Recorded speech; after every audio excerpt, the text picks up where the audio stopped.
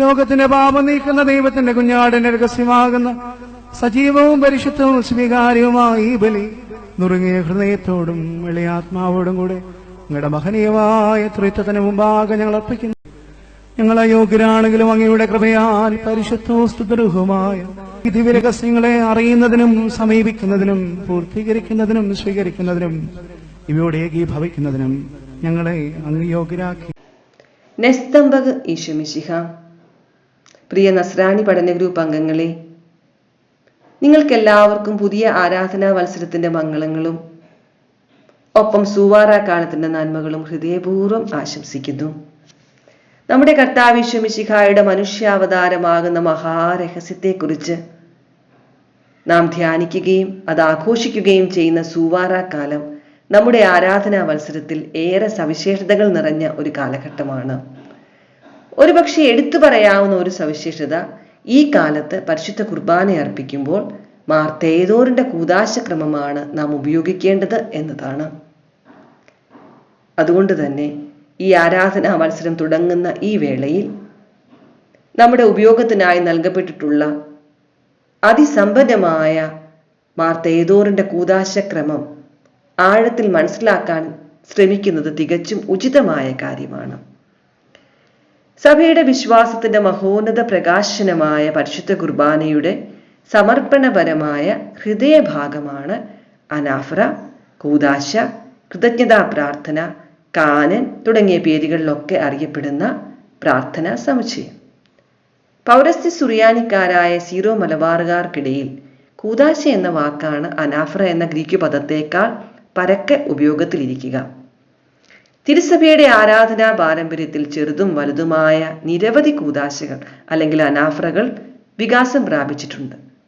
പ്രാർത്ഥിക്കുന്ന സഭയുടെ ഹൃദയമാകുന്ന പവിഴപ്പുറ്റിലിരുന്ന് അവളുടെ വിശ്വാസാഗ്നിയുടെ ചൂടേറ്റ് നൂറ്റാണ്ടുകളിലൂടെ രൂപം പ്രാപിച്ച അപൂർവ മുത്തുകളായ ഈ കൂദാശകളിൽ സഭയുടെ വിശ്വാസവും ആധ്യാത്മികതയും മനോഹരമായി പ്രതിഫലിക്കപ്പെടുന്നു.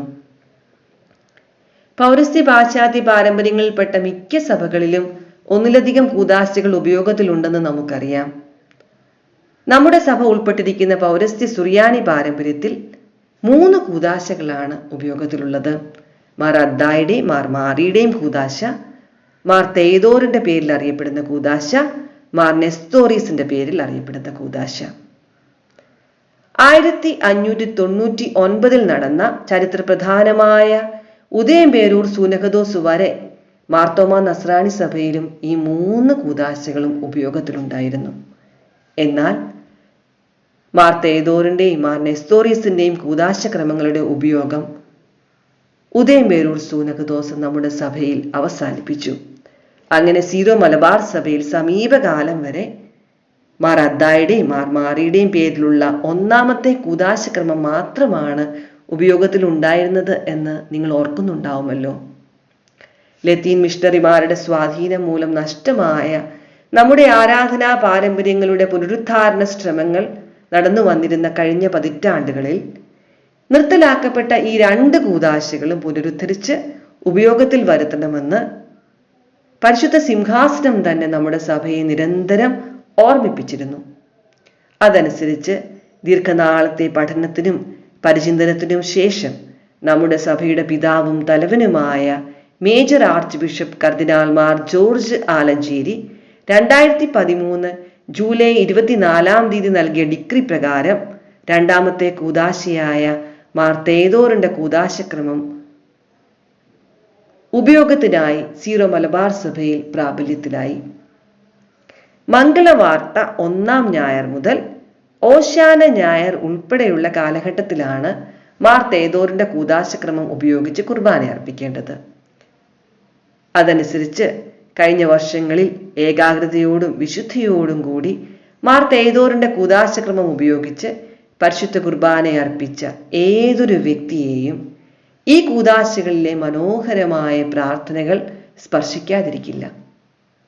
ഈ കൂദാശ മാർ തേദോറിന്റെ പേരിൽ അറിയപ്പെടുന്നുവെങ്കിലും മുപ്സുസ്ത്യായിലെ മാർ തേദോർ അല്ല ഇതിൻ്റെ രചയിതാവോ ക്രോഡീകരിച്ച വ്യക്തിയോ. മറിച്ച് 6ാം നൂറ്റാണ്ടിൽ ജീവിച്ചിരുന്ന പൗരസ്ത്യ സുറിയാനി പാത്രിയാർക്കീസ് ആയിരുന്ന മാർ ആബായായിരിക്കണം ഈ കൂദാശ ചിട്ടപ്പെടുത്തുന്നതിന്റെ പിന്നിലെന്ന് പണ്ഡിത ലോകം പരക്കെ വിശ്വസിക്കുന്നു. 2-ാം നൂറ്റാണ്ടിലോ 3-ാം നൂറ്റാണ്ടിലോ രൂപം കൊണ്ട അദ്ദായി മാറി കൂദാശക്രമത്തേക്കാൾ വളരെയധികം വികാസം പ്രാപിച്ച ദൈവശാസ്ത്ര ചിന്തകളാണ് തേദോറിന്റെ കൂദാശയിൽ നമുക്ക് കാണാൻ കഴിയുക. അദ്ദായി മാറി കൂദാശക്രമത്തേക്കാൾ ദൈർഘ്യമേറിയ മാർ തേദോറിന്റെ കൂദാശക്രമത്തിൽ ഹൃദയം കൊണ്ട് പങ്കുചേരുന്ന ഒരു വ്യക്തിക്ക് അത് പ്രദാനം ചെയ്യുന്ന ആധ്യാത്മിക നിറവ് വിവരിക്കാനാവില്ല. പരിശുദ്ധ കുർബാനയിലെ കൂദാശാഭാഗം ആരാധനാ സമൂഹത്തിന്റെ ഏകാഗ്രതയും ശ്രദ്ധയും മനനാത്മകതയും നിറഞ്ഞ പങ്കാളിത്തം ആവശ്യപ്പെടുന്നുണ്ട്. അതിലെ പ്രാർത്ഥനകൾ സമഗ്രവും ആഴമേറിയതുമാകിയാൽ നാം സാധാരണ ഉപയോഗിക്കുന്ന സ്വകാര്യ പ്രാർത്ഥനകളെ പോലെ ഇമ്പകരമോ അനായാസം ഗ്രഹിക്കാവുന്നതോ ഒന്നും ആയിരിക്കുകയില്ല. നമുക്കറിയാം, ആയുർവേദത്തിലും ഹോമിയോപ്പതിയിലുമൊക്കെ പല പ്രാവശ്യം ആവർത്തിച്ച മരുന്നുകൾ കുറഞ്ഞ അളവിൽ ഉപയോഗിക്കാനാണ് നിർദ്ദേശിക്കാറുള്ളത്. കാരണം അത് അത്ര വീര്യമേറിയവയാണ്.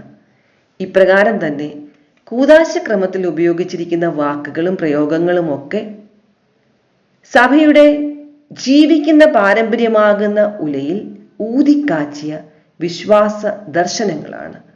അതുകൊണ്ട് പരിശുദ്ധ കുർബാനയിലെ കൂദാശക്രമത്തിന്റെ ശരിയായ പരികർമ്മത്തിന് അവയിലെ പ്രാർത്ഥനകൾ പഠിക്കുകയും അതിലടങ്ങിയിരിക്കുന്ന ഉന്നത ദർശനങ്ങൾ മനസ്സിരുത്തി ഗ്രഹിക്കുകയും ചെയ്യേണ്ടത് ആവശ്യമാണ്. സഭയുടെ ലിറ്റർജിയുടെ അല്ലെങ്കിൽ കുർബാന അർപ്പണത്തിന്റെ അവസരം തന്നെ ഒരു പരിശീലന കളരിയാണ്. പ്രാർത്ഥിക്കുന്ന സഭ അല്ലെങ്കിൽ കുർബാന അർപ്പിക്കുന്ന സഭ ഒരേ സമയം നമ്മുടെ മാതാവും ഗുരുനാഥയുമാണ്. സഭ വിളിക്കപ്പെടുക മാതർ എത്ത് മജിസ്ത്ര എന്നാണ്, അമ്മയും ഗുരുനാഥയും. സഭയുടെ മടിയിൽ അവളുടെ ഹൃദയത്തിൽ ഇരുന്ന് പ്രാർത്ഥിക്കുന്ന വിശ്വാസ സമൂഹത്തെ സ്നേഹവും ആർദ്രതയും നിറഞ്ഞ സഭാമാതാവ് പ്രാർത്ഥനകളിൽ മറഞ്ഞിരിക്കുന്ന വിശ്വാസ രഹസ്യങ്ങൾ പഠിപ്പിക്കുന്നുണ്ട്. പള്ളിയിൽ മദ്ബഹായുടെ മുൻപിൽ പരിശുദ്ധ കുർബാന അർപ്പിക്കുവാൻ നാം അണയുമ്പോൾ നമ്മെ പഠിപ്പിക്കുന്ന നമ്മുടെ അമ്മയും ഗുരുനാഥയുമായ സഭയുടെ സ്വരത്തിന് കാതും ഹൃദയവും നൽകുവാൻ നമുക്കാകണം. ദൈവാരാധനയിൽ നാം പ്രാർത്ഥിക്കുന്ന പ്രാർത്ഥനകൾ സഭയുടെ സ്വരമാണ്. അത് ശ്രദ്ധിച്ചാൽ നാം അറിയാതെ തന്നെ സത്യത്തിന്റെ തികവിലേക്ക്, യഥാർത്ഥ ജ്ഞാനത്തിലേക്ക് നയിക്കപ്പെടും. അതുകൊണ്ട് മാർ തേദോറിന്റെ കൂദാശക്രമത്തിലെ ഏതാനും പ്രാർത്ഥനകളെ നമുക്കൊന്ന് പരിചയപ്പെടാൻ ശ്രമിക്കാം. ഉന്നതമായ ആധ്യാത്മിക ദർശനങ്ങളാണ് അവയിൽ ഉറങ്ങുക. ഈ കൂദാശക്രമങ്ങൾ എത്രമാത്രം സമ്പന്നമാണെന്ന് തിരിച്ചറിയാൻ ഇപ്രകാരം ഒരു സമീപനം തീർച്ചയായും നമ്മെ സഹായിക്കും. ഏതാനും പ്രാർത്ഥനകളെ പരിചയപ്പെടുമ്പോൾ കൂദാശക്രമത്തിലെ പ്രാർത്ഥനകളിലൂടെ നാം കടന്നു പോകുന്ന വേളയിൽ ഈ പ്രാർത്ഥനകളിൽ ഒളിഞ്ഞിരിക്കുന്ന ദിവ്യ രഹസ്യങ്ങൾ, അവയുടെ ആഴങ്ങളിലേക്ക് നമ്മുടെ ഹൃദയം നയിക്കപ്പെടാതിരിക്കില്ല. മാർ തേദോറിന്റെ കൂദാശയിൽ 4-ാം ഗഹന്തായിൽ കാർമികൻ ഇപ്രകാരം പ്രാർത്ഥിക്കുന്നുണ്ട്: ലോകത്തിന്റെ പാപം നീക്കുന്ന ദൈവത്തിന്റെ കുഞ്ഞാടിന്റെ രഹസ്യമാകുന്ന പരിശുദ്ധവും സ്വീകാര്യവുമായ ഈ ബലി നുറുങ്ങിയ ഹൃദയത്തോടും എളിയ ആത്മാവോടും കൂടി അങ്ങയുടെ മഹനീയ തൃത്വത്തിന്റെ മുൻപാകെ ഞങ്ങൾ അർപ്പിക്കുന്നു. ഈ പ്രാർത്ഥനയിലെ നുറുങ്ങിയ ഹൃദയവും എളിയ ആത്മാവും അർപ്പകന്റെ അർപ്പണം സ്വീകാര്യമാകാനുള്ള വ്യവസ്ഥകളായാണ് ഇവിടെ വിവരിക്കപ്പെട്ടിരിക്കുന്നത്. എന്നാൽ എന്താണ് ഈ നുറുങ്ങിയ ഹൃദയം എന്നതുകൊണ്ട് അർത്ഥമാക്കുന്നത്? ആദ്യം കേൾക്കുമ്പോൾ ഒരുപക്ഷെ അനുതാപ വിവശമായ അല്ലെങ്കിൽ തീവ്ര വ്യഥ അനുഭവിക്കുന്ന ഒരു വ്യക്തിയുടെ അവസ്ഥയുടെ ആവിഷ്കാരമാണോ നുറുങ്ങിയ ഹൃദയം എന്ന് തോന്നിപ്പോകും.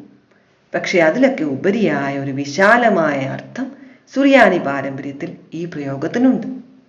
നുറുങ്ങിയ ഹൃദയം, ലെംബ ഷീക്ക എന്ന പ്രയോഗം വിശുദ്ധ ഗ്രന്ഥത്തിന്റെ സുറിയാനി വിവർത്തനമായ പിഷീത്തായിൽ നിന്നായിരിക്കണം ഗഹന്ത പ്രാർത്ഥനയിൽ സ്ഥാനം പിടിച്ചത്. പിഷീത്തായിൽ സങ്കീർത്തനം 51:17 ഇപ്രകാരം കാണുന്നുണ്ട്: ദൈവത്തിനുള്ള ബലി എളിയ ആത്മാവാണ്, റൂഹ മക്കീത്ത നുറുങ്ങിയ ഹൃദയത്തെ ലെംബ ഷീക്ക അവിടുന്ന് നിരസിക്കുകയില്ല. എളിയ ആത്മാവും നുറുങ്ങിയ ഹൃദയവും തേദോറിന്റെ അനാഫ്രായിലെ 4-ാമത്തെ ഗഹന്തായിലും അടുത്തടുത്ത് കാണപ്പെടുന്നതിൽ നിന്ന് ഗഹന്തായിൽ യഥാർത്ഥത്തിൽ 51-ാം സങ്കീർത്തനം ഉദ്ധരിക്കപ്പെട്ടതായിരിക്കണമെന്ന് അനുമാനിക്കാൻ കഴിയും. നുറുങ്ങിയ ഹൃദയത്തോടും എളിയ ആത്മാവോടും കൂടെ ദൈവത്തിൽ പൂർണ്ണമായി ആശ്രയിക്കുന്ന ഒരുവൻ ദൈവത്തിനുള്ള സ്വീകാര്യമായ ബലിയായി പരിണമിക്കുമെന്നാണ് സങ്കീർത്തകൻ പറയുക. സഭാസമൂഹം അർപ്പിക്കുന്ന കുർബാനയുടെ സ്വീകാര്യതയെക്കുറിച്ച് തന്നെയാണ് ഈ 2 പ്രയോഗങ്ങളിലൂടെയും തേദോറിന്റെ കൂദാശയും പറയാൻ ആഗ്രഹിക്കുക. 5-ാം നൂറ്റാണ്ടിന്റെ ആരംഭത്തിൽ സുറിയാനിയിൽ ഏതോ ഒരു അജ്ഞാത താപസനാൽ വിരചിതമായ ശ്രേണികളുടെ ഗ്രന്ഥത്തിൽ സാവാദ് മസ്കാസ ബുക്ക് ഓഫ് സ്റ്റെപ്സ് ഹൃദയത്തിന്റെ നുറുങ്ങിയ അവസ്ഥ എന്താണെന്ന് വളരെ വ്യക്തമായി പ്രതിപാദിക്കുന്നുണ്ട്. ഷഹക് എന്ന സുറിയാനി ക്രിയാരൂപമാണ് തകരുക, നുറുങ്ങുക എന്ന അർത്ഥത്തിൽ ഇവിടെ ഉപയോഗിച്ചിരിക്കുന്നത്.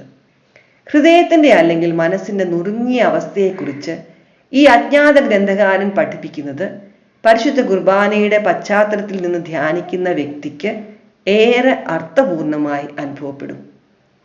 പൂർണ്ണതയിലേക്ക് പ്രയാണം നടത്തുന്ന ഒരു വ്യക്തി തൻ്റെ ഉള്ളിലുള്ള ഉപകാരമില്ലാത്ത ലൗകിക അറിവുകളെ തച്ചുടച്ച് യഥാർത്ഥ ജ്ഞാനത്താൽ നിറയാൻ നടത്തുന്ന പ്രയത്നങ്ങളാണ് ഈ നുറുങ്ങൽ അഥവാ തകർക്കപ്പെടൽ എന്നാണ് അദ്ദേഹം വ്യാഖ്യാനിക്കുക. നുറുങ്ങിയ ഹൃദയം ആ അർത്ഥത്തിൽ ഒരു ഉരിഞ്ഞു മാറ്റലാണ്. പഴയതിനെ ഉരിഞ്ഞ് പുതിയതിനെ ധരിക്കാനുള്ള യത്നം. സാവാദ് മസ്കാസായുടെ കർത്താവായ അജ്ഞാത താപസന്റെ അഭിപ്രായത്തിൽ ദൈവാന്വേഷണവും തിരുവചനങ്ങളുടെ പഠനവും വഴിയാണ് ഒരുവന്റെ ഹൃദയം നുറുങ്ങേണ്ടത്. ശക്തിയേറിയ യന്ത്ര സംവിധാനങ്ങളൊക്കെ ഉപയോഗിച്ച് പഴയ കെട്ടിട സമുച്ചയങ്ങൾ തച്ചുടച്ച് നീക്കം ചെയ്ത് പുതിയവ പണിതുയർത്തുന്നത് പോലെയുള്ള ഒരു പ്രക്രിയയാണിത്.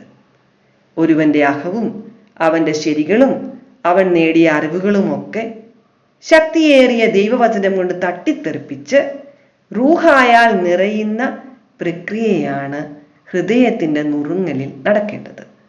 പരിശുദ്ധ കുർബാനയിലെ വചന ശുശ്രൂഷയിൽ ആരാധനാ സമൂഹത്തിന്റെ ഹൃദയത്തിന്റെ ഈ നുറുങ്ങലാണ് നടക്കുന്നത്. വചന ശുശ്രൂഷയിൽ ഇരുതല വാളിനേക്കാൾ മൂർച്ചയേറിയ ദൈവവചനത്താൽ നമ്മുടെ ഹൃദയത്തെ നുറുക്കി തന്നിലെ പഴയ മനുഷ്യനെ ഉരിഞ്ഞു നീക്കി പുത്തൻ മനുഷ്യനായി വേണം ഒരുവൻ കൂദാശ അർപ്പിക്കേണ്ടത്. ചുരുക്കത്തിൽ നുറുങ്ങിയ ഹൃദയം ആധ്യാത്മിക യാത്രയിലെ ഒരു അവശ്യ വ്യവസ്ഥയാണ്. പരിപൂർണതയിലേക്കുള്ള ഒരുവന്റെ പ്രയാണത്തിൽ തടസ്സമായി നിൽക്കുന്ന ഈ ലോകത്തിന്റെ ചായ്വുകളിലേക്ക് തിരിഞ്ഞിരിക്കുന്ന അവന്റെ ഹൃദയത്തെ സ്വർഗോന്മുഖമാക്കുന്ന പ്രക്രിയയാണത്. ലോകത്തിൽ നിന്ന് ഓടിയകലുക, ഫ്ലൈറ്റ് ഫ്രം ദ വേൾഡ് എന്ന ഗ്രീക്ക് പിതാക്കന്മാരുടെ സാമാന്യ തത്വത്തേക്കാൾ ലോകത്തിലായിരുന്നു കൊണ്ട് തന്നെ അതിനോട് പുലർത്തുന്ന ഒരു തരം ക്രിയാത്മകമായ നിർമ്മമതയ്ക്കാണ് creative indifference through fasting to the world Suriyani പിതാക്കന്മാർ കൂടുതൽ പ്രാധാന്യം നൽകുക. അങ്ങനെ നോക്കുമ്പോൾ നുറുങ്ങിയ ഹൃദയം ആയിരിക്കുന്ന ഒരവസ്ഥയേക്കാൾ തുടരുന്ന ഒരു പ്രവൃത്തിയും പ്രക്രിയയുമാണ്. ഭൗതിക ശാരീരിക തലങ്ങളിൽ നിന്ന് ഉയരാനായി ഒരുവൻ നടത്തുന്ന എല്ലാ താപസിക വ്യാപാരങ്ങളുടെയും ആകെത്തുകയാണത്. ഞാൻ വലുതെന്ന് കരുതുന്ന സകലതും, എൻ്റെ ജ്ഞാനവും നേട്ടങ്ങളും ഞാനെന്ന ഭാവവും എൻ്റെ ഹൃദയത്തിൽ ഭദ്രമായി സൂക്ഷിക്കപ്പെട്ടിരിക്കുന്ന എൻ്റെ സ്വകാര്യ നിക്ഷേപങ്ങളുമെല്ലാം ദൈവവചനത്തിൻ്റെ മഹാശക്തിയാൽ തവിട് പൊടിയാക്കി തട്ടിമാറ്റപ്പെട്ട അവസ്ഥയിൽ ഞാൻ അനുഭവിക്കുന്ന ഭാവാത്മകമായ ഒരു ശൂന്യതയാണത്. നിറവിനായുള്ള ഒരു കാത്തിരിപ്പ്. നുറുങ്ങിയ ഹൃദയത്തിന് മാത്രമേ പരിശുദ്ധ കുർബാനയിലൂടെ ചൊരിയപ്പെടുന്ന നവജീവനാൽ നിറയപ്പെടാനാകൂ. അതുകൊണ്ട് തന്നെ നമ്മുടെ കുർബാന അർപ്പണത്തിന്റെ സ്വീകാര്യതയ്ക്ക് കുർബാന അർപ്പിക്കുന്ന വ്യക്തിക്ക് അവശ്യം ഉണ്ടായിരിക്കേണ്ട ഒരു വ്യവസ്ഥയാണ് നുറുങ്ങിയ ഹൃദയം. നോക്കൂ, നമ്മുടെ ആരാധനക്രമത്തിലെ പ്രാർത്ഥനകൾ എത്രയോ സമ്പന്നമാണ്. ഇനി ഇതിനോട് ചേർന്നുള്ള മറ്റൊരു പ്രയോഗമായിരുന്നു എളിയ ആത്മാവ്. നുറുങ്ങിയ ഹൃദയത്തിന്റെ ഒരു വിധത്തിലുള്ള പര്യായം തന്നെയാണ് എളിയ ആത്മാവ്. മനുഷ്യരിലെ 3 ഘടകങ്ങളാണ് ശരീരം പകറ, ആത്മാവ് നഫ്ശ, ജീവൻ അല്ലെങ്കിൽ ചേതന റൂഹ എന്നിവ. ഇവയെക്കുറിച്ചുള്ള പരാമർശങ്ങൾ നമ്മുടെ പ്രാർത്ഥനകളിൽ ധാരാളമായി കാണാം. ഉദാഹരണമായി പരിശുദ്ധ കുർബാനയിലെ ഉത്ഥാന ഗീതത്തിനു ശേഷം വരുന്ന ശ്ലോസായിൽ നാം ഇപ്രകാരം പ്രാർത്ഥിക്കുന്നുണ്ട്: എൻ്റെ കർത്താവേ, നീ സത്യമായും ഞങ്ങളുടെ ശരീരങ്ങളെ ഉയിർപ്പിക്കുന്നവനും ആത്മാക്കളെ രക്ഷിക്കുന്നവനും ജീവനെ നിത്യം പരിപാലിക്കുന്നവനുമാകുന്നു. നാം മുകളിൽ കണ്ടതുപോലെ എളിയ ആത്മാവ് എന്ന പ്രയോഗം ഗഹന്തായിൽ ഉൾച്ചേർക്കപ്പെട്ടതും പിശീത്ത സങ്കീർത്തനം 51:17 നിന്ന് തന്നെയാകണം. വിശുദ്ധ ഗ്രന്ഥ പാരമ്പര്യത്തിന്റെ തുടർച്ചയായി സുറിയാനി പാരമ്പര്യത്തിലും ആദ്യ നാളുകളിൽ മനുഷ്യൻ അവന്റെ സമഗ്രതയിലാണ് പരിഗണിക്കപ്പെട്ടിരുന്നത്. എളിയ ആത്മാവ് യഥാർത്ഥത്തിൽ എളിമ നിറഞ്ഞ മനുഷ്യൻ തന്നെയാണ്. ദൈവമായിരുന്നിട്ടും മനുഷ്യനോട് സമനായി തീരാൻ സ്വയം ശൂന്യനായ മിശിഹായുടെ അവസ്ഥയെ പൗലോസ്ലീഹ ഫിലിപ്പിയർക്കുള്ള ലേഖനം 2-ാം അധ്യായം 7-ാം വാക്യത്തിൽ വർണ്ണിക്കുന്നുണ്ട്. മിശിഹായുടെ ഈ അവസ്ഥ സ്വീകരിക്കുമ്പോഴാണ് ഒരുവൻ എളിയ ആത്മാവുള്ളവൻ അഥവാ റൂഹ മഖീത്ത ഉള്ളവനായി മാറുക. ദൈവാലയത്തിൽ പ്രാർത്ഥിച്ചുകൊണ്ടിരുന്ന ചുങ്കക്കാരന്റെ പ്രാർത്ഥനയും പാപിനിയുടെ മിഴുനീരുമൊക്കെ ദൈവത്തിരുമുൻപിൽ സ്വീകാര്യമായത് അവരുടെ എളിമ മൂലമാണ്. ശാന്തശീലനും വിനീത ഹൃദയനുമായ തന്നിൽ നിന്ന് പഠിക്കാനാണ് ഈശോയും ആവശ്യപ്പെടുക. ദൈവം മറിയത്തിന്റെ താഴ്മയെ എളിമയെ തൃക്കൺ പാർത്തപ്പോഴാണ് അവൾ ദൈവപുത്രന്റെ മാതാവായി ഉയർത്തപ്പെട്ടത്. ശൂന്യതയുടെ, അതായത് എളിമയുടെ ഉച്ചസ്ഥായിയിൽ ദൈവപുത്രൻ അമ്മനുവേലായി തീരുകയും നമ്മോടൊപ്പം വസിക്കുകയും ചെയ്തു. അവന്റെ കുർബാനയിൽ പൂർണ്ണമായി പങ്കുചേരുവാൻ കുർബാന അർപ്പിക്കുന്ന വ്യക്തിക്കും എളിയ ആത്മാവ് കൂടിയേ തീരൂ. ഈ ഗഹന്തായിൽ ഉപയോഗിക്കുന്ന മറ്റു ചില പ്രയോഗങ്ങൾ എന്താണെന്ന് മനസ്സിലാക്കാൻ നമുക്ക് പരിശ്രമിക്കാം. 4-ാം ഗഹന്തായിൽ തന്നെ പുരോഹിതൻ വീണ്ടും പ്രാർത്ഥിക്കുന്നുണ്ട്: നിർമ്മല ഹൃദയത്തോടും ഏകമനസ്സോടും പൂർണ്ണ സ്നേഹത്തോടും കൂടെ ഞങ്ങളെല്ലാവരും ഐക്യത്തിൽ ജീവിക്കാൻ ഇടയാക്കണമേ എന്ന്. ഇവിടെ പരാമർശിക്കപ്പെടുന്ന നിർമ്മല ഹൃദയം ലെംബ ദക്കിയ പരിശുദ്ധ കുർബാന അർപ്പണത്തിന് അണയുന്ന ഒരുവനിൽ അവശ്യമുണ്ടായിരിക്കേണ്ട എല്ലാ ഗുണങ്ങളുടെയും ആകെ തുകയാണ്. സങ്കീർത്തനത്തിൽ നാം പ്രാർത്ഥിക്കുന്നുണ്ട്: ദൈവമേ, നിർമ്മലമായ ഹൃദയം എന്നിൽ സൃഷ്ടിക്കണമേ എന്ന്. സങ്കീർത്തനം 51:10. സുറിയാനിയിലാണെങ്കിൽ ഈ പ്രാർത്ഥന അതീവ മനോഹരമാണ്: ലെംബ ദക്കിയ ബ്രീ ബി ആലാഹ.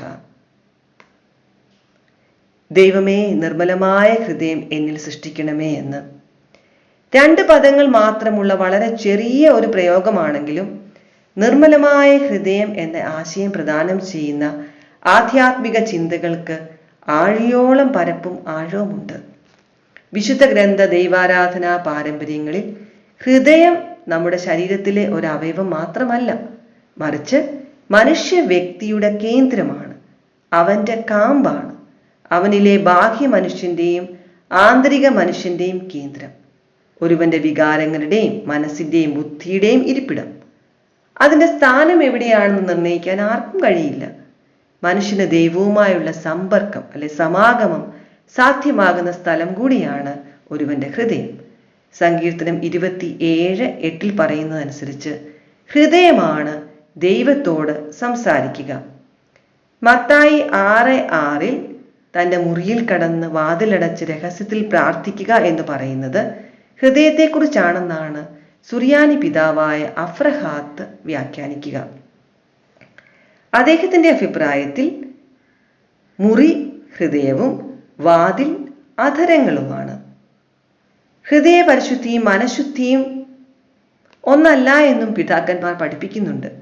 7-ാം നൂറ്റാണ്ടിൽ ജീവിച്ചിരുന്ന സുറിയാനി പിതാവായ നിനിവേയിലെ മാർ ഇസഹാക്ക് പറയുക, മനഃശുദ്ധിയും ഹൃദയശുദ്ധിയും തമ്മിലുള്ള വ്യത്യാസം ഒരു അവയവവും എല്ലാ അവയവങ്ങളും തമ്മിലുള്ള വ്യത്യാസമാണെന്നാണ്. അതുപോലെ നാം പലപ്പോഴും ആത്മീയ ഗ്രന്ഥങ്ങളിലും അതുപോലെ തന്നെ ആധ്യാത്മികതയെക്കുറിച്ചുള്ള ചർച്ചകളിലുമൊക്കെ കേൾക്കാറുള്ള ഒരു പദമാണ് ഹൃദയ പ്രാർത്ഥന, പ്രെയർ ഓഫ് ദ ഹാർട്ട് എന്നത്. പല ഗ്രന്ഥങ്ങളിലും അതുപോലെ തന്നെ ദൈവശാസ്ത്ര ക്ലാസ്സുകളിലുമൊക്കെ ഹൃദയ പ്രാർത്ഥനയെ ഈശോനാമ ജപം പോലെയുള്ള ചില അഭ്യാസങ്ങളുമായി അല്ലെങ്കിൽ ചെറിയ പ്രാർത്ഥനകളുടെ ആവർത്തിച്ചുള്ള ഉരുവിടലുമൊക്കെയായി കരുതുന്നവരുണ്ട്. അല്ലെങ്കിൽ അതനുസരിച്ച് ഹൃദയ പ്രാർത്ഥന ഇതുപോലെയുള്ള ചില പ്രായോഗിക അഭ്യാസങ്ങളാണെന്ന് പഠിപ്പിക്കുന്നവരുണ്ട്. എന്നാൽ സുറിയാനി പിതാക്കന്മാർക്ക് തികച്ചും വ്യത്യസ്തമായ വീക്ഷണമാണ് ഹൃദയ പ്രാർത്ഥനയെക്കുറിച്ചുള്ളത്. അവരെ സംബന്ധിച്ച് ഹൃദയ പ്രാർത്ഥന എന്തെങ്കിലും അഭ്യസനമല്ല, മറിച്ച് നിർമ്മല ഹൃദയം തന്നെയാണ്. അതായത് പരിപൂർണനാക്കപ്പെട്ട വ്യക്തി തന്നെയാണ്. ഹൃദയശുദ്ധിയുള്ളവൻ ഭാഗ്യവാൻ, അവൻ ദൈവത്തെ കാണും. മത്തായിയുടെ സുവിശേഷം 5:8 ഇപ്രകാരം പറയുന്നുണ്ട്. ഈ ഗ്രന്ഥഭാഗവും ദൈവവുമായുള്ള ഒരുവന്റെ സമാഗമത്തിന് ഹൃദയശുദ്ധി എത്രമാത്രം ആവശ്യമാണെന്ന് വെളിവാക്കുന്നുണ്ട്. പിതാക്കന്മാരുടെ ഭാഷ്യമനുസരിച്ച് കർത്താവ് നോക്കുന്നത് ഒരിക്കലും ഒരു ആരാധകന്റെ അർപ്പണ വസ്തുവിന്റെ ഗുണമേന്മയിലേക്കല്ല, പ്രത്യുത അവന്റെ ഹൃദയത്തിന്റെ നൈർമല്യത്തിലേക്കാണ്. പഴയ നിയമത്തിൽ നാം വായിക്കുന്നുണ്ട്, ആബേലിന്റെ ബലി കായേന്റെ ബലിയേക്കാളും കർത്താവിന് സ്വീകാര്യമായി എന്ന്. ആബേൽ അർപ്പിച്ച ബലിവസ്തു അല്ല, മറിച്ച് അവന്റെ നിർമ്മല ഹൃദയമായിരുന്നു ദൈവത്തിന് സ്വീകാര്യമായ ബലി. പഴയ നിയമ വിവരണം അനുസരിച്ച് ബലിപീഠത്തിൽ അർപ്പിക്കപ്പെടുന്ന ബലിവസ്തുക്കളിൽ ദൈവം സംപ്രീതനാകുന്നു എന്നതിൻ്റെ അടയാളമായി സ്വർഗത്തിൽ നിന്ന് അഗ്നി ഇറങ്ങിയിരുന്നു. രാജാക്കന്മാരുടെ 1-ാം പുസ്തകത്തിൽ 18-ാം അധ്യായത്തിൽ നാം ഇപ്രകാരം ഒരു ദൃശ്യം കാണുന്നുണ്ട്. കർത്താവിന് ബലി അർപ്പിക്കുന്ന ഏലിയ പ്രവാചകന്റെ ബലി സ്വീകരിക്കാനായി സ്വർഗത്തിൽ നിന്ന് അഗ്നി അയക്കപ്പെടുന്നു എന്ന യാഥാർത്ഥ്യം അവിടെ സൂചിപ്പിക്കപ്പെടുന്നുണ്ട്. ഇതിന്റെ പശ്ചാത്തലത്തിൽ 7-ാം നൂറ്റാണ്ടിലെ സുറിയാനി എഴുത്തുകാരനായ സഹദോണ പറയുന്നത് വളരെ ശ്രദ്ധേയമാണ്. പ്രാർത്ഥിക്കുന്നവന്റെ ഹൃദയ പരിശുദ്ധിയുടെ മാധുര്യമേറിയ രുചി അറിഞ്ഞ് ദൈവം തൻ്റെ റൂഹായാകുന്ന അഗ്നിയെ അയക്കുന്നു. ആ അഗ്നി നമ്മുടെ ബലികളെ ആഹരിക്കുകയും അവയോടൊപ്പം നമ്മുടെ മനസ്സിനെ സ്വർഗത്തിലേക്ക് ഉയർത്തുകയും ചെയ്യുന്നു. ഹൃദയശുദ്ധിയുള്ളവർക്ക് ദൈവത്തെ കാണാനാകുമെന്ന് മത്തായിയുടെ സുവിശേഷം 5-ാം അധ്യായം 8-ാം വാക്യത്തിൽ പറയുന്നുണ്ട്. ഇതെങ്ങനെയാണെന്നുള്ളതിൻ്റെ വ്യാഖ്യാനമാണ് സഹദോണ നമുക്ക് നൽകുക. നിർമ്മല ഹൃദയമുള്ള ആരാധകനിൽ ദൈവം സംപ്രീതനാകുന്നു. അവനിലേക്ക് ദൈവമിറക്കുന്ന റൂഹായാകുന്ന അഗ്നി അവന്റെ ഹൃദയത്തെ സ്വർഗത്തിലേക്ക് ഉയർത്തി അവന് ദൈവദർശനം സാധ്യമാക്കുന്നു. മറ്റു വാക്കുകളിൽ, നിർമ്മലമായ ഹൃദയമുള്ള വ്യക്തിയിൽ ഒരു പ്രത്യേകതരം കണ്ണ്, ആന്തരിക നയനം രൂപപ്പെടുന്നു. അവന് ദൃശ്യനയനങ്ങൾക്ക് അദൃശ്യമായ സ്വർഗീയ യാഥാർത്ഥ്യങ്ങൾ കാണാനാകുന്നു. ഒപ്പം സദാ ദൈവത്തെ ദർശിച്ചുകൊണ്ടിരിക്കുന്ന അവൻ ഒരു നിർമ്മല ദർപ്പണം പോലെ ദൈവീക യാഥാർത്ഥ്യങ്ങളെ സുന്ദരമായി പ്രതിഫലിപ്പിക്കാനുള്ള കൃപ നേടുകയും ചെയ്യുന്നു. ഇക്കാരണത്താൽ നിർമ്മല ഹൃദയത്തെക്കുറിച്ച് പഠിപ്പിക്കുമ്പോഴും അതേക്കുറിച്ച് സംസാരിക്കുമ്പോഴും എപ്പോഴും സുറിയാനി പിതാക്കന്മാർ മറ്റ് 2 പ്രതിബിംബങ്ങൾ കൂടി ഉപയോഗിക്കാറുണ്ട്.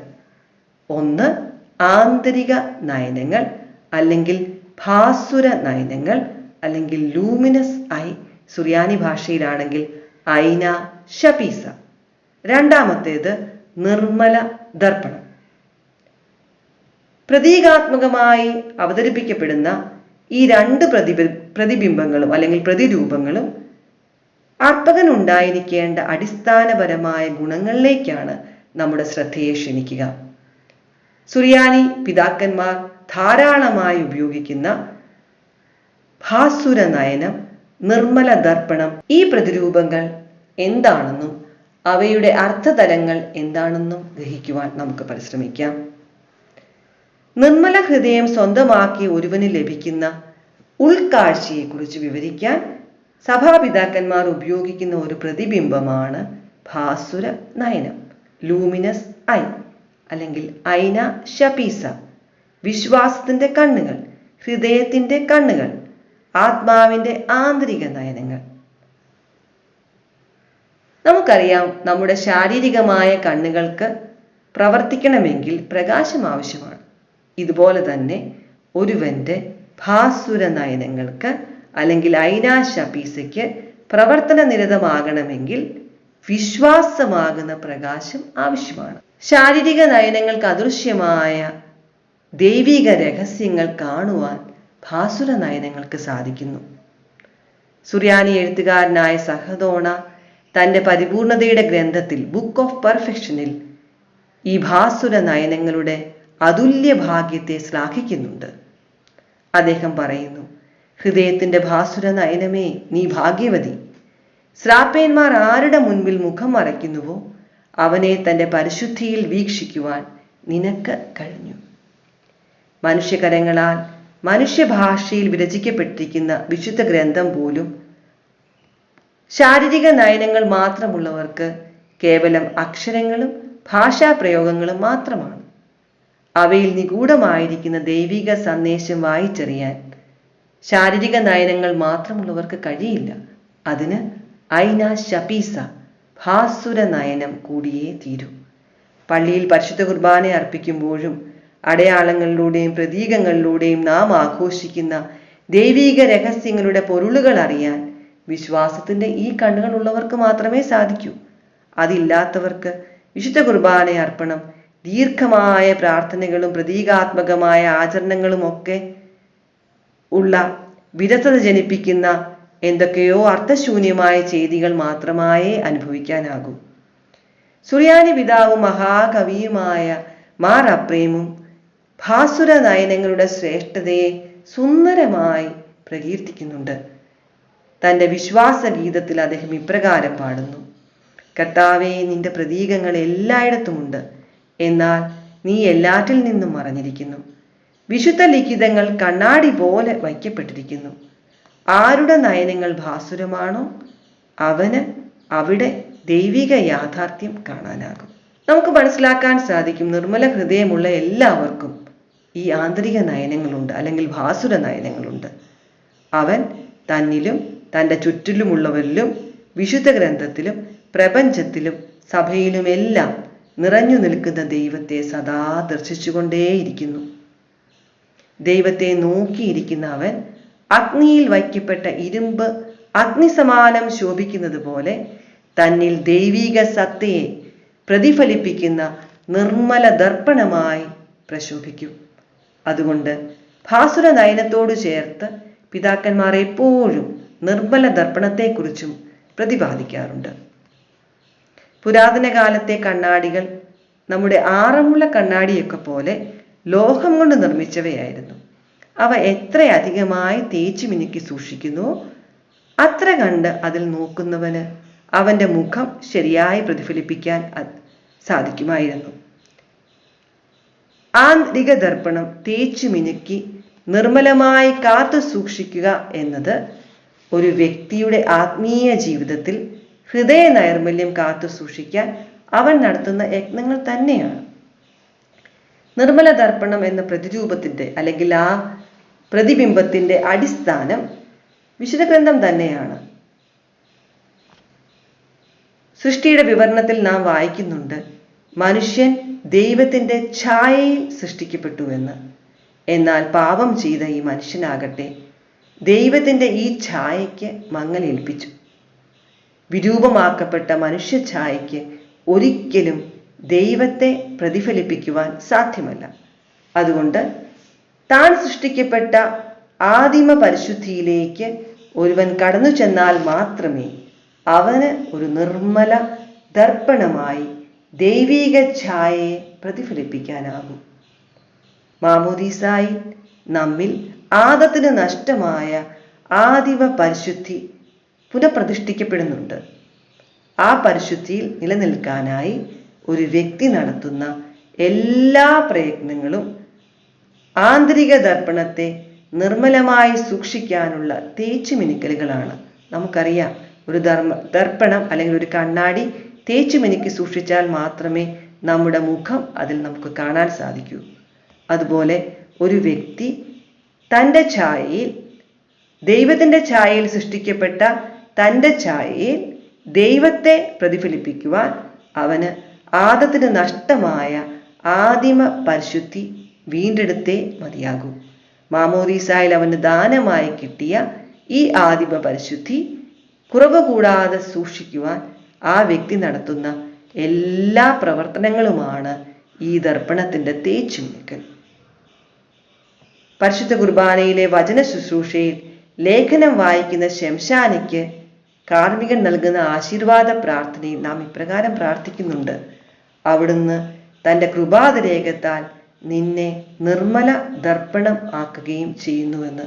അതായത് വിശുദ്ധ ഗ്രന്ഥം സഭയിൽ സഭാമക്കൾക്ക് വേണ്ടി പ്രഘോഷിക്കുന്ന ആ വ്യക്തി ദൈവത്തിൻ്റെ മുഖം പ്രതിഫലിപ്പിക്കുന്ന നിർമ്മല ദർപ്പണമായി തീരട്ടെ എന്നാണ് കാർമികൻ ആശീർവദിക്കുക. നോക്കുക, നമ്മുടെ പ്രാർത്ഥനകളിൽ നാം ഉപയോഗിക്കുന്ന പ്രതിരൂപങ്ങളും പ്രതിബിംബങ്ങളും എത്രയോ ശക്തിയുള്ളവയാണെന്ന്. ഭാസുര നയനവും നിർമ്മല ദർപ്പണവുമൊക്കെ കേവലം മലയാള പദങ്ങൾ മാത്രമല്ല. അവ വിലയേറിയ അല്ലെങ്കിൽ വിസ്മയനീയമായ ദൈവിക രഹസ്യങ്ങളെ നമുക്ക് മനസ്സിലാകത്തക്ക രീതിയിൽ പഠിപ്പിച്ചു തരുവാൻ വേണ്ടി പിതാക്കന്മാർ ഉപയോഗിച്ച അതിശക്തിയേറിയ പ്രതിരൂപങ്ങളാണ്. പിതാക്കന്മാരുടെ പ്രബോധനങ്ങളിൽ നിഴലിച്ചു നിന്നിരുന്ന ഈ പ്രതിബിംബങ്ങളൊക്കെയാണ് നമ്മുടെ പ്രാർത്ഥനകളിലും നാം ഉപയോഗിക്കുക. അതുകൊണ്ട് നമ്മുടെ പ്രാർത്ഥനയിലെ സാധാരണ പദപ്രയോഗങ്ങളിൽ നിന്ന് തോന്നുന്നവ പോലും ആഴമായ പഠനത്തിന് വിധേയമാക്കുമ്പോൾ ഉന്നതമായ ദൈവശാസ്ത്ര ചിന്തകളാണ് അതിൽ ഉറങ്ങുന്നതെന്ന് നമുക്ക് മനസ്സിലാക്കാനാകും. ഇനി മറ്റൊരു പ്രാർത്ഥനാ പ്രയോഗത്തെ കൂടി ഒന്ന് മനസ്സിലാക്കാൻ നമുക്ക് ശ്രമിക്കാം. മാർ തേദോറിന്റെ കൂദാശയിലെ 4-ാമത്തെ ഗഹന്തായിൽ കാർമികൻ ഇപ്രകാരം പ്രാർത്ഥിക്കുന്നുണ്ട്: കർത്താവേ, ആരാധനായ ദൈവമേ, ഞങ്ങളുടെ അധരങ്ങളുടെ ഫലമായ ഈ സ്തോത്രബലി കാരുണ്യപൂർവം സ്വീകരിച്ച് ഞങ്ങളിൽ പ്രസാദിക്കണമേ. എന്താണ് ഇവിടെ പ്രതിപാദിക്കപ്പെടുന്ന അധരങ്ങളുടെ ഫലമായ സ്തോത്രബലി? നമുക്കറിയാം, AD 70 ഓർസ്ലേം ദൈവാലയം നശിപ്പിക്കപ്പെട്ടതോടെ ദൈവാലയത്തിലെ ബലിയർപ്പണം നിലച്ചു. മൃഗങ്ങളുടെ രക്തബലികൾക്ക് പകരം യഹൂദർ പ്രാർത്ഥനകൾ ബലിയായി കരുതാൻ തുടങ്ങി. സങ്കീർത്തനം 141:2 നാം എന്നും പതിവായി റംശായിൽ പ്രാർത്ഥിക്കാറുണ്ട്: ഞങ്ങളുടെ സായാഹ്ന ബലിയായി സ്വീകരിക്കണമേ എന്ന്. നമ്മുടെ ഈ പ്രാർത്ഥനാ ശുശ്രൂഷ ഞങ്ങളുടെ സായാഹ്ന ബലിയായി സ്വീകരിക്കണമേ എന്നാണ് സങ്കീർത്തനം ഉദ്ധരിച്ചുകൊണ്ട് നാം പ്രാർത്ഥിക്കുക. യഹൂദ സ്വാധീനം ഉണ്ടായിരുന്ന സുറിയാനി പിതാക്കന്മാരിൽ പലരും നമ്മുടെ അധരങ്ങളുടെ പ്രാർത്ഥന അല്ലെങ്കിൽ അധരങ്ങളുടെ സ്തോത്രബലി എന്ന ആശയത്തിന് വളരെയധികം പ്രാധാന്യം നൽകിയിരുന്നു. ബലി അർപ്പിക്കണമെങ്കിൽ അത് വാചികമാണെങ്കിലും മറ്റെന്തെങ്കിലും വസ്തുക്കളുടെ ബലിയാണെങ്കിലും ഒരു ബലിപീഠം അല്ലെങ്കിൽ മദ്ബഹ കൂടിയേ തീരൂ. പ്രാർത്ഥനയാകുന്ന അധരങ്ങളുടെ ഫലമായ സ്തോത്രബലി അർപ്പിക്കപ്പെടേണ്ട മദ്ബഹ ഇവിടെയാണ്. പിതാക്കന്മാരുടെ ഭാഷ്യമനുസരിച്ച് പ്രാർത്ഥിക്കുന്ന വ്യക്തിയുടെ ഹൃദയമാണ് മദ്ബഹ.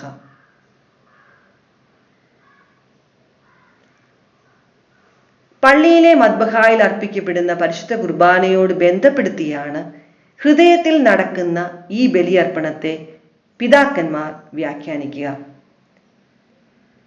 പള്ളിയിലെ മദ്ബഹായിൽ അപ്പവും വീഞ്ഞും അർപ്പിക്കപ്പെടുമ്പോൾ കർത്താവിൻ്റെ റൂഹ ഇറങ്ങി ആ അർപ്പണം പൂർത്തിയാക്കി അവയെ ഈശോയുടെ ശരീരരക്തങ്ങളാക്കുന്നു എന്ന് നാം വിശ്വസിക്കുന്നു.